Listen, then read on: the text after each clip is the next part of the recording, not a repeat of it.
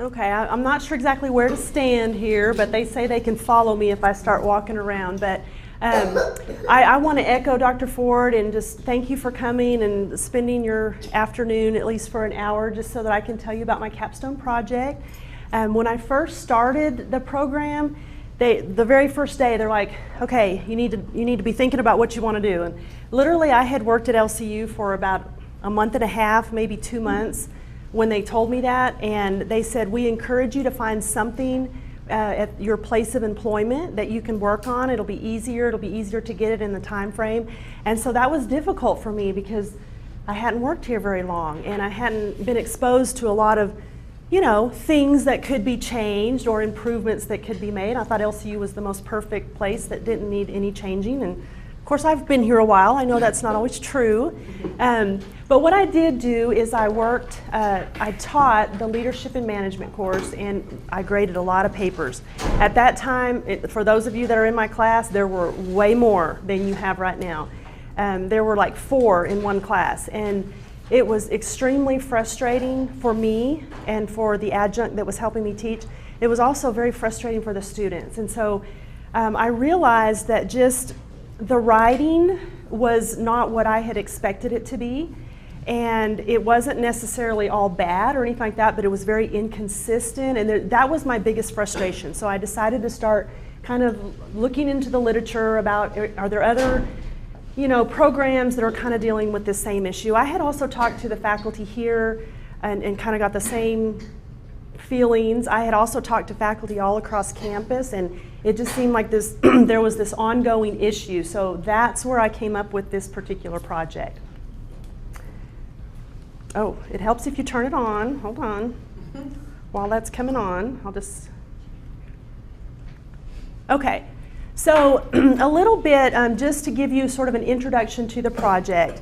The recent literature shows that overall, over the last about 10 years, there's been a decline in literacy of students coming into college, okay? This is like nationwide, and there's lots of opinions as to why that is happening.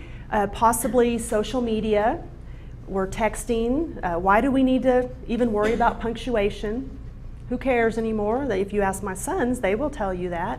But so maybe social media, texting, maybe the standardized testing in school. I've heard some teachers tell me there's not as much writing going on in high school. They're teaching more so that they can pass those English tests. And so my guess is that a lot of it plays into this outcome. So as nursing faculty, and especially nursing faculty, I think, there's this expectation that students are going to come in and they've had English in high school, they've had English in college. That's a prerequisite for nursing school. And so we're just expecting that we give them an assignment to write, and it's just this beautiful writing assignment, and that's not entirely what's been going on. So it comes about that there's frustration. I've also in the literature seen and felt myself, there's kind of a reluctance for faculty to spend the needed amount of time that we should be providing this feedback for the students.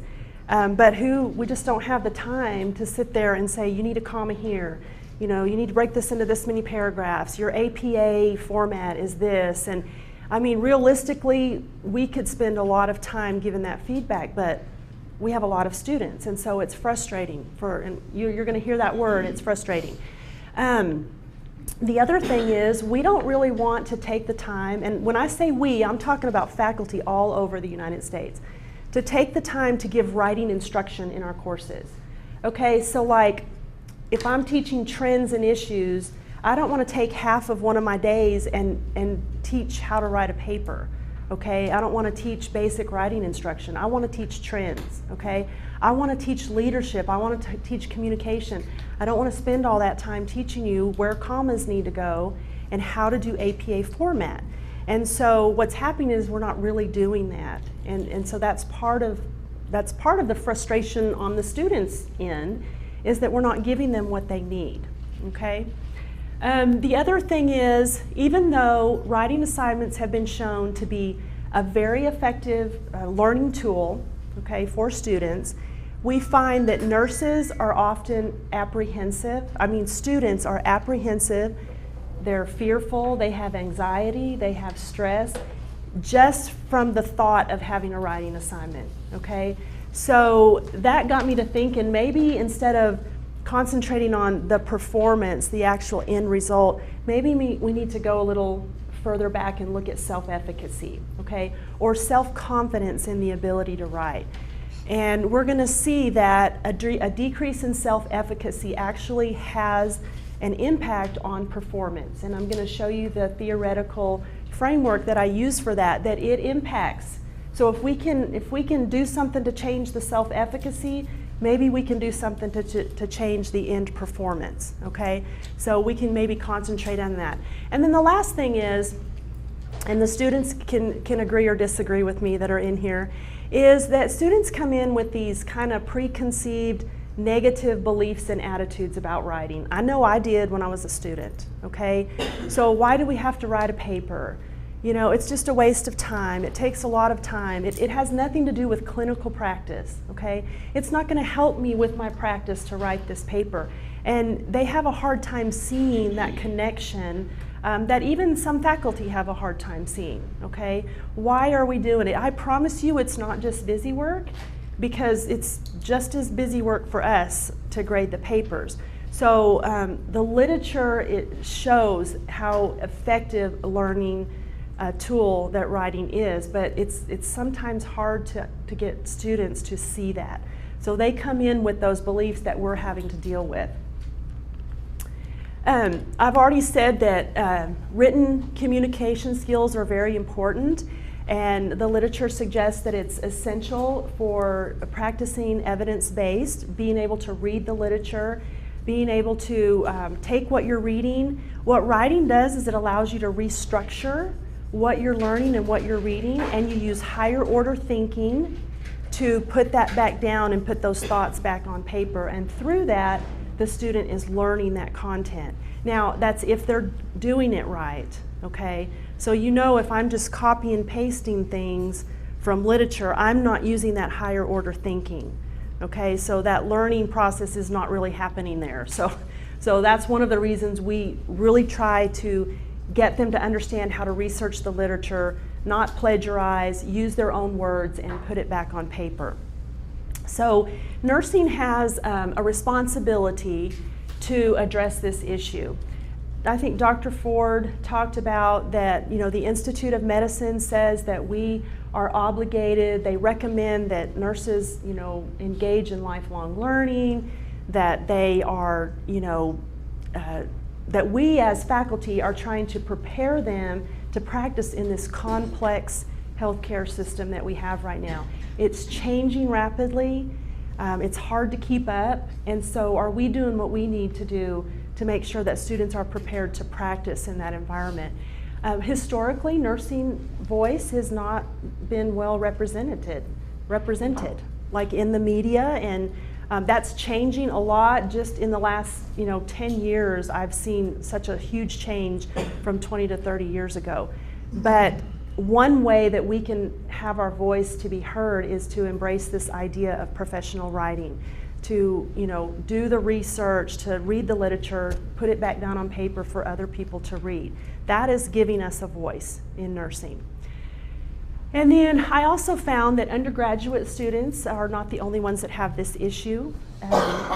All across the United States, the same thing is happening in grad school, okay, in graduate nursing programs. The faculty are frustrated. They have even a higher expectation because these students have gone and got their degree and got their BSN degree, and so they are expecting them to come in and be able to write a paper and not be fearful and not just have the physical discomforts, and be able to write a decent paper. And they're seeing that that's not the case at the graduate level either.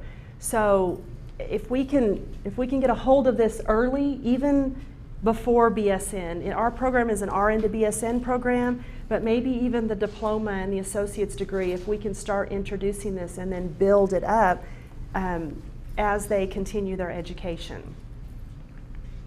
So the purpose of this study was, and I said that if we could kind of focus on the self-efficacy and start there. With a DNP capstone, we don't have 4 to 6 years to do this project. We have, by the time it gets said and done and you get approved, it's like 1.5 years. So you have to narrow. I don't know how many times I was told that in my program. Even when I thought I was as narrow as I could go, they were like, no, you're too broad. You have to do this in 1 year, okay? Bring it down. So I looked at what kind of intervention could we do that could focus on that self-efficacy. So examining the effects of a professional writing workshop on the perceived writing self-efficacy scores in students enrolled in the RN to BSN program. This was my research question. Does attending a professional writing workshop in the RN to BSN program at a small private university in the Southwest have an impact on students' perceived level of writing self-efficacy? So is there something that we can do that could impact those scores? Here's the theoretical framework, and I used Albert Bandura's self-efficacy theory. If you really truly want to be overwhelmed with literature, go do a search for Bandura's self-efficacy theory. It is extremely widely used. I mean, in every discipline, in everything, they use this theory. And Bandura says that for this theory to be effective, you need to adapt it to whatever it is you're working with, okay? So in this case, we're working with writing self-efficacy. So my first search was, kind of on that, and then we narrowed it down. But Bandura basically says that an increase in self-efficacy can influence performance, regardless of ability, believe it or not, okay?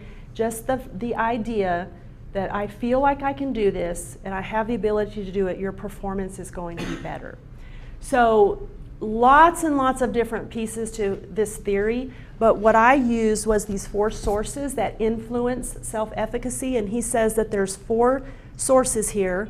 The first one in active mastery, and I'll just kind of explain each one briefly, but if you have personal success in something, your confidence can rise, okay? If I write a paper and I do a great job and I get a good grade and good feedback, my confidence has gone up, okay? So my self-efficacy has increased. Likewise, the opposite can also happen, okay? If I have failed effort or a failed attempt, then my confidence goes down, right? Makes sense.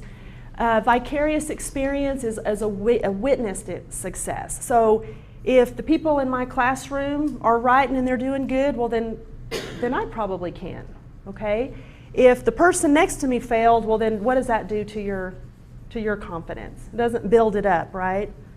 Unless you're my boys and they're so competitive that they like it and that builds their confidence. But generally speaking, what we're seeing around us is going to influence how we feel about what we can do. Verbal persuasion, this is probably the most common one that you guys know about, and that's positive encouragement. If we're giving that positive reinforcement and then that encouragement, then we're helping to influence the self-efficacy in a positive way or a negative way.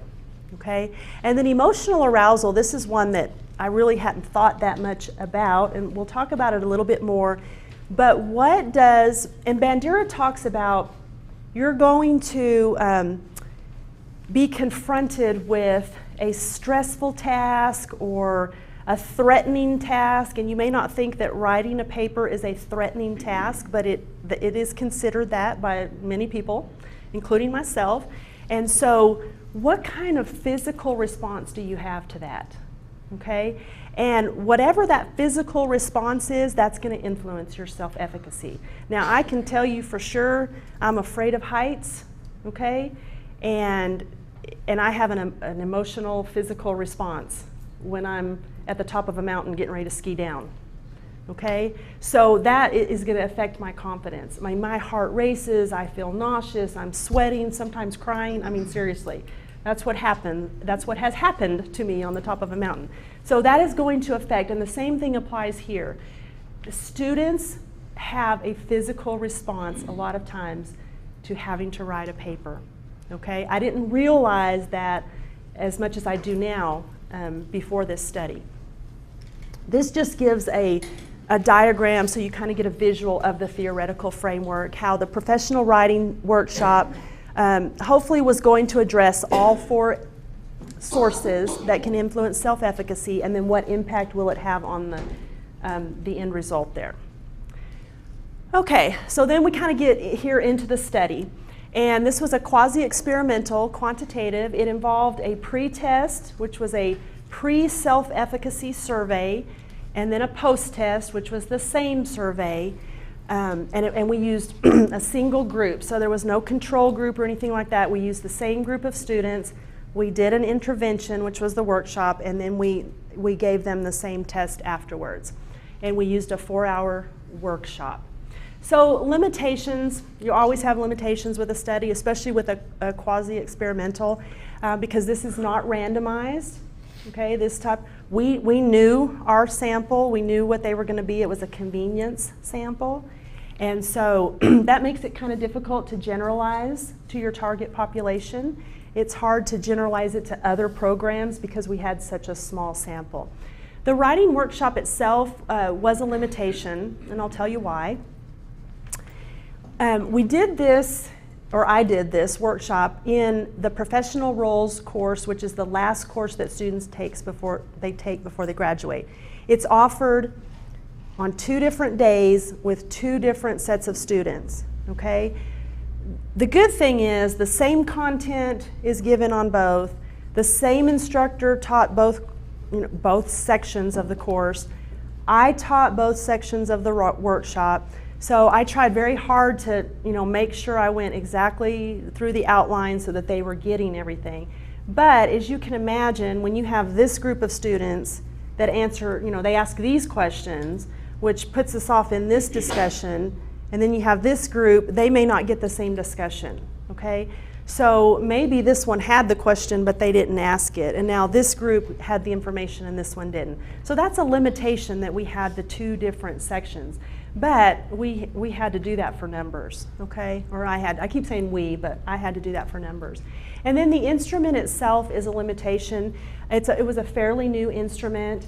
And also, it's a survey. So a survey is kind of automatically a limitation just because of the nature of how students are answering questions. Anybody, are they answering them honestly? Are they just putting what they think the researcher wants to hear? What else is going on while they're doing the survey? Stuff like that. So just by virtue of it being a survey makes it a limitation. Okay, here's where I'm going to just really briefly highlight the literature that I had like over 100 resources, so I know you don't want to hear all about that. We've kind of already talked about the self-efficacy. I did a lot of literature search on self-efficacy, narrowed it down to writing self-efficacy, which still tons of information on that. And then I even went further and narrowed it to writing self-efficacy among nursing students. And there was still a ton of information on that, okay? So I really learned how to critique an article and how to read a study, and so that was kind of cool. The other focus was writing instruction in nursing. So what is everybody else doing out there to try to address this issue?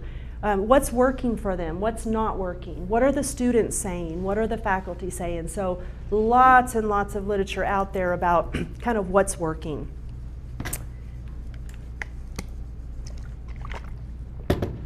Okay, what I did find with that, I was narrowing that one as well, and I narrowed it down to a workshop. Okay, I actually got it narrowed down to a 4-hour workshop because there's information about that. And so what the literature suggested was that a standalone workshop can be very beneficial for the students, and that the students are saying, they can be effective, their learning was increased, their confidence increased in their writing ability, and so that's kind of what I wanted to see before I went with the writing workshop. And then finally, I wanted to research this, the importance of writing in nursing, because I knew that I wanted to include that in the workshop, to kind of link that, to get the students to know why we're doing this, okay? So tons and tons of information there. Let's see. I don't know, I think that's all I'm going to say on there, because I've already kind of talked about what the importance of writing is. So the methodology, like I said, the independent variable was the writing workshop. The dependent variable were the scores on the survey. So I took the total scores of the pretest and the total scores of the post-test, and that's what I compared, okay? So that is where the analysis came in. Threats to validity, there's always threats to validity with any study that you do, and I'll just let you in on the ones that I identified. So for internal validity, some of the threats were, one is called history, and that means what else is going on at the time that the student is taking the survey and they're involved in the workshop. And remember that we have students that have lives outside of these doors, right? So almost all of them are working. Some of them may be in the middle of changing a job. Some of them may have family issues, illnesses, stresses, catastrophes, whatever. And they're sitting and they're doing that. So do those things going on around them, does that have an influence on how they're answering the questions? Also, this is the last class. They're getting ready to graduate. Do they even really care, you know, to be doing this? Are they putting any thought into it? Another internal threat to validity is the actual survey. And so we talked about the limitation, but you have to remember that they're taking the same survey twice, okay? So if you were to take a survey and then take it again a few weeks later, you know, you're going to read it and say, oh yeah, I remember this one. Are you going to answer it the same just because of it came to your mind in recollection? You know, why are you answering it the way you're answering it? Is it because of the workshop or is it because of something else? Okay, there's no way for us to say, oh yes, it was definitely because of the workshop. That would be awesome if we could do that. But we know that there's some other things that are going on. External threat, the biggest one is just the fact that we just can't really say this is the way it is for all nurses in an undergraduate program everywhere. Okay, we can't generalize it just because of the way the study is. And then there's always the Hawthorne effect. Okay, so students are in there, they know that we're going to be reading what they're saying and watching, and so maybe they do it because of that. They answer a specific way. So we had our sample.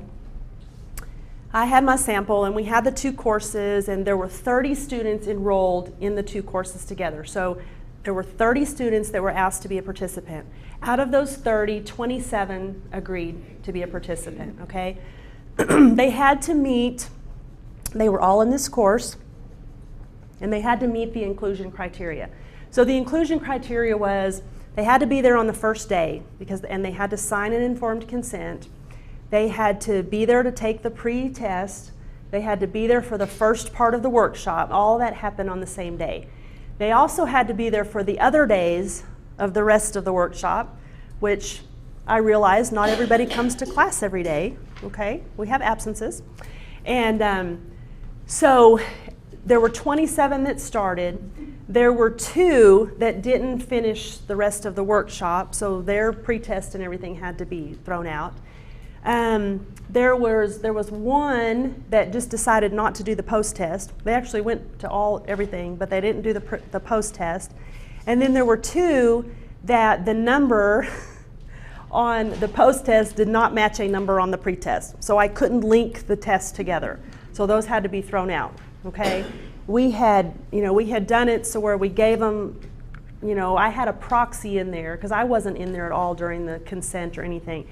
They chose a random number. They were told to write it on their pretest, put it in their smartphone, remember it, you're going to need this at the end, but we still didn't have it correct at the end. So out of the 27, we ended up with 22. Okay, so 22 out of 27, which is an 81.5 completion rate, which I guess is not too bad.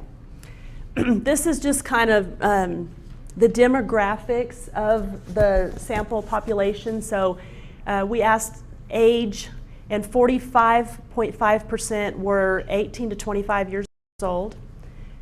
90.9% were female, 86.4% Caucasian, 45.5% had been a nurse less than 1 year. So these were a lot of our new grads. 95.5% reported that English was their first language. I thought that might be important to know. And then the highest level of education, the majority at 68.2 were diploma nurses. And then we asked them associate or if they had a bachelor's degree in something else. So that's kind of an overall, this is what our sample looked like. And that's just a picture of that too, because I'm a visual person, so I like to see that. Okay, the instrument that I chose, doing all the research, I came up with this instrument called the Post-Secondary Writerly Self-Efficacy Scale, okay, or PSWSES, I would say for short, but that's still hard to say. Schmidt and Alexander developed this. It's a fairly new instrument.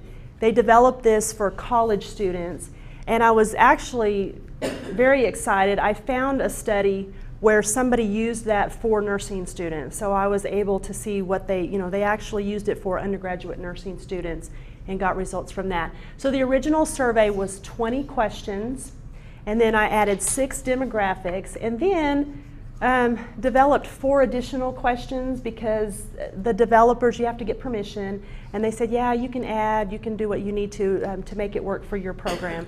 And so I added 4 questions that I just really wanted to know about our students here.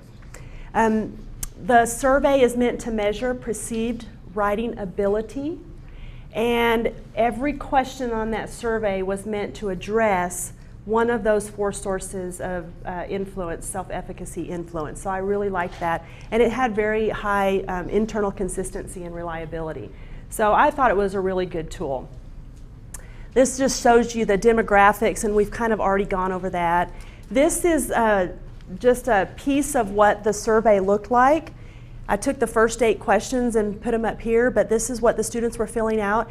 If you'll notice, it's kind of an unusual measurement. It's not your typical, 1 through 5 or 1 through 7 Likert scale.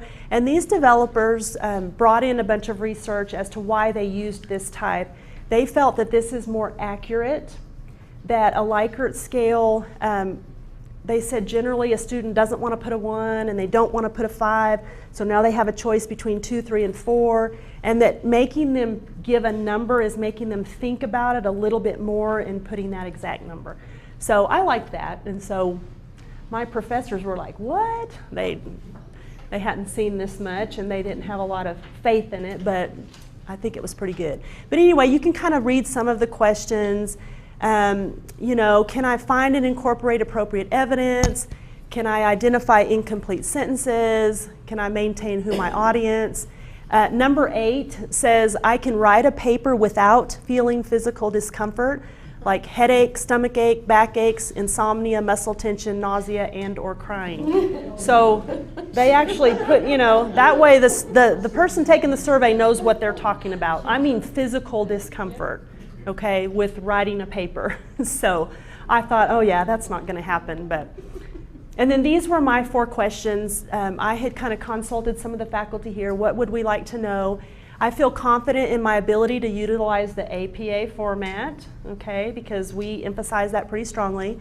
I feel confident in my ability to find and interpret credible literature or resources.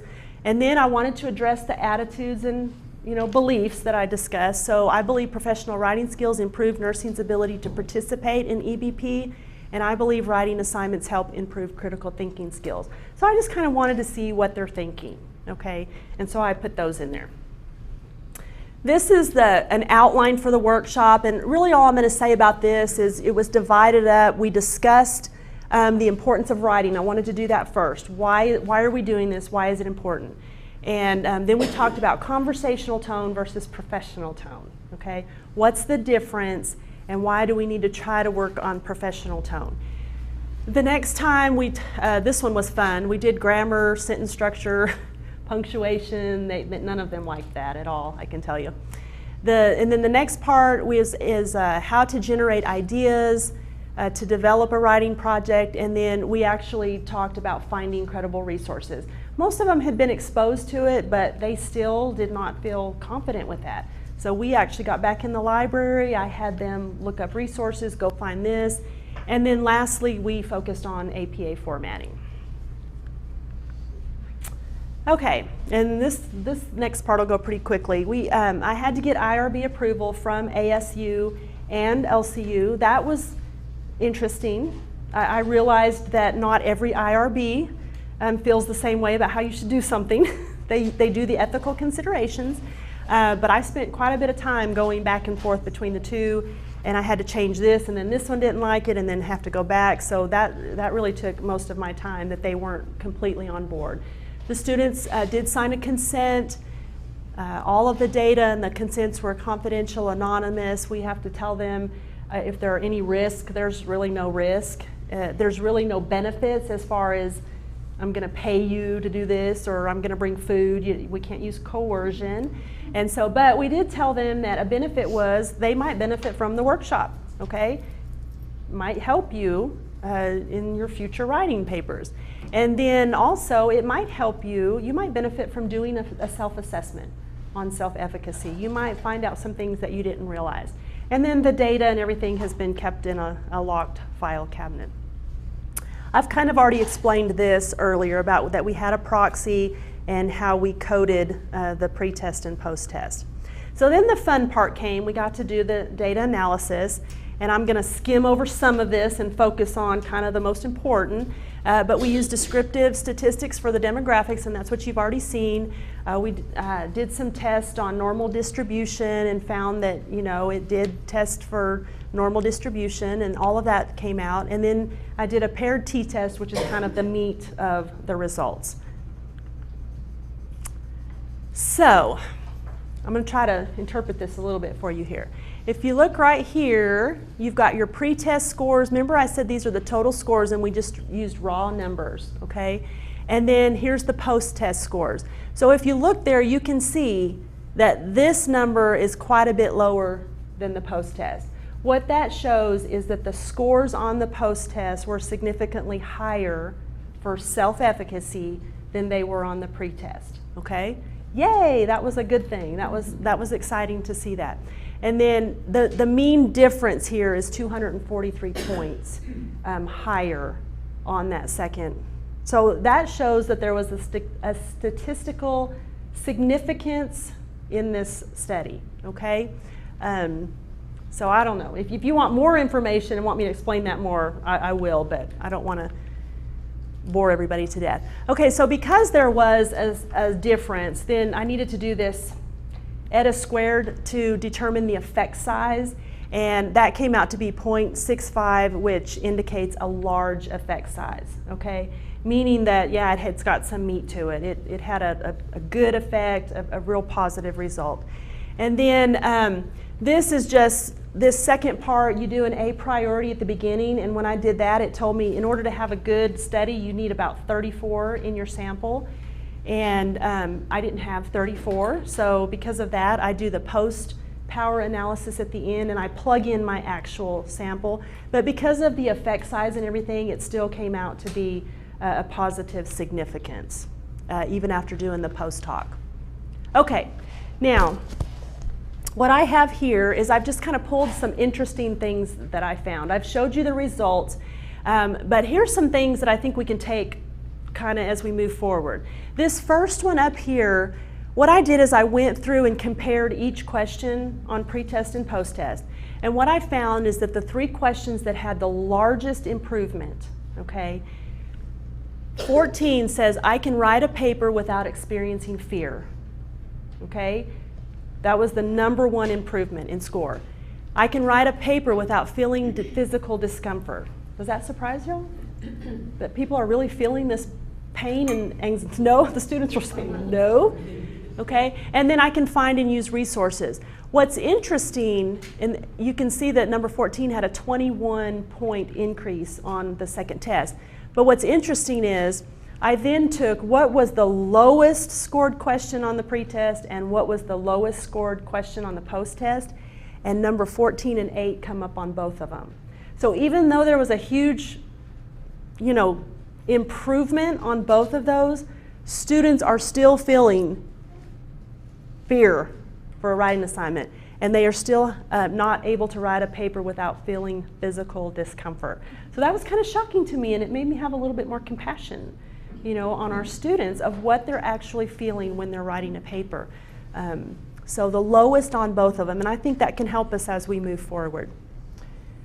Okay, so we know that self-efficacy scores were improved. We know that according to this, the effectiveness of the intervention was positive. We don't know if improved, their performance would be improved. That's for a later. That was one thing they told me, you need to get rid of that. That's going to take way too long.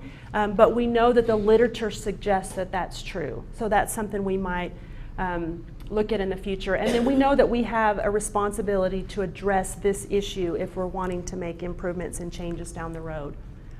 Recommendations for this particular study would be that we do it in the introduction class. I pretty much knew that going in, but because of time and IRB and all that, we just had to go with this. But honestly, to do that in the introduction class, I think, and the students told me that.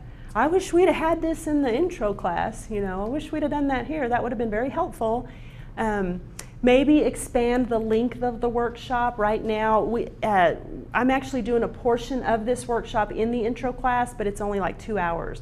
I'm just taking out some of it and doing it. We just haven't found the place where that would go yet.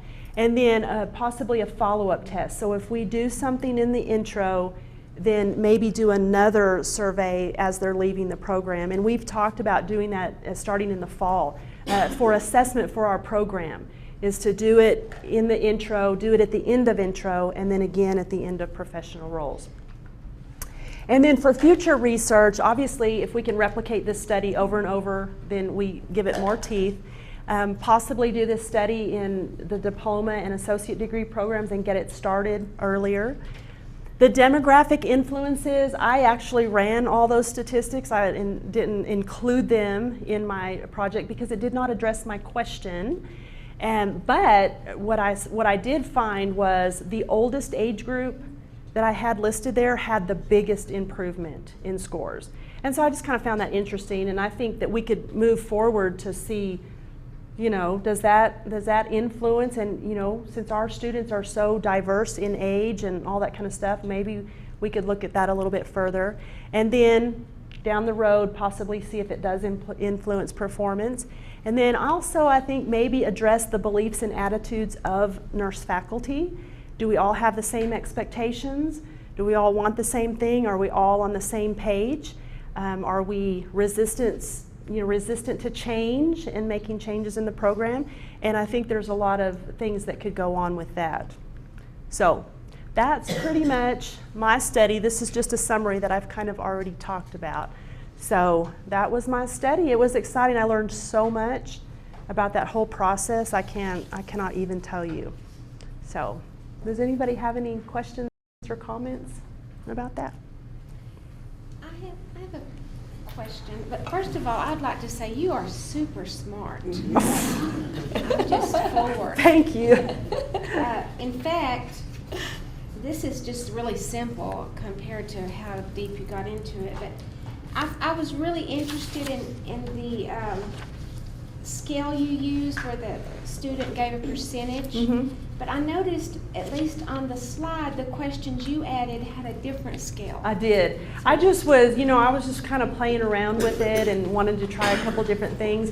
When I ran the test for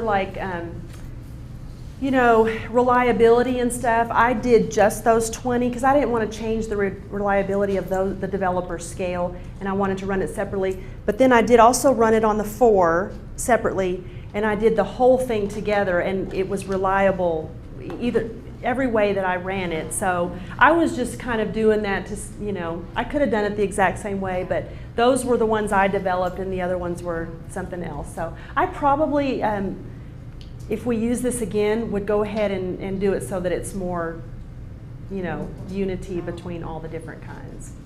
Yeah. Mm-hmm. Terry, that's amazing. I love what you did with this. I totally agree with you. I feel that this is something that should be introduced at the diploma and associate's degree level, because when I'm teaching for them to do a presentation, the questions about APA and having to cite, oh, you mean I have to cite each slide? Yes. You have to, Yeah. yes. So just things like that, I think that would be very, very helpful and very beneficial to see how that would work in a diploma or associate's degree program. You know, I heard students, one of the reasons I did this, I heard students telling me they would not go to the graduate program because they knew they would have to write more. That kind of, I mean, that was like, wow. And, you know, I don't want them to feel that way. I want them to be at the level that that's not what, you know, deters them from going on, because we want them to keep going. I tell my students, you're going, right? Don't I tell you all that? I say when you go. But the bottom line is if they're feeling physical discomfort with writing a paper, they know that at the graduate level it's going to be amped up a little bit, and it scares them. So I just think it has to be addressed. And they should be held accountable for that at the associate's or diploma level. If you're gonna do a presentation or you're gonna write a Yeah. paper, that needs. If we do our job and teach them how to do it. Exactly. Yeah. Thank you. Anybody else? I did. I had one question that kind of disproved some of the things. You said that the outcome for the older cohort of the older group, or let's just say more mature Yeah. students, was actually higher than the younger, which disproves a little bit, because I'm going to tell you, when I went through school and even when some of my children went through school, they wrote research Yeah. papers as seniors and that sort of thing. However, if you've been a nurse for 20 years or 30 years, how often have you written? I mean, seriously, nurses don't have to write on the floor. Or, I mean, now we're just check boxing. We're not even having to write out an assessment, really. So, to me, if I'm just thinking about it, that might have something to do with it. We haven't written. Yeah, we learned it 30 years ago.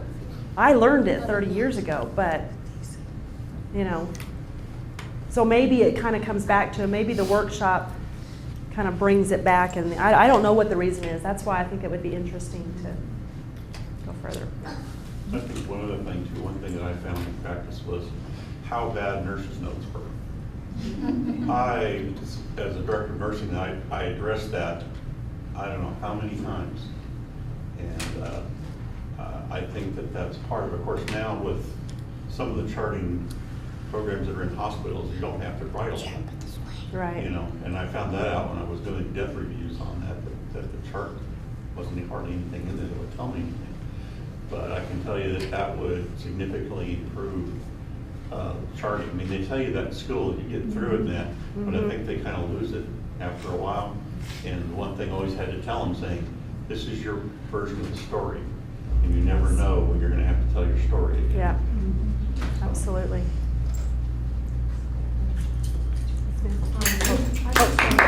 One more. No, you're good. In writing a nursing evaluation, they wanted to sound all pretty and put the fluff words and things like that in there.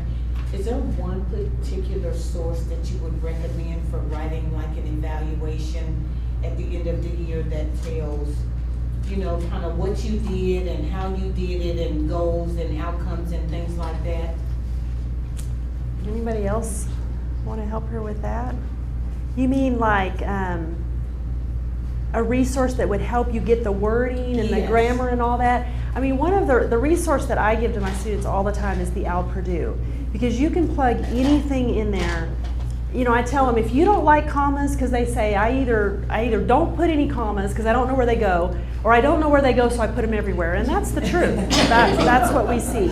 So I said, if you want to refresh your memory on how to do commas, you can go to the Al Purdue, and they give you, you know, sheets where here are exercises, and you do them, and then it gives you a key, and it tells you what you did, you know, why that's that. So practically everything I've seen that has to do with writing is on that website. It's fabulous.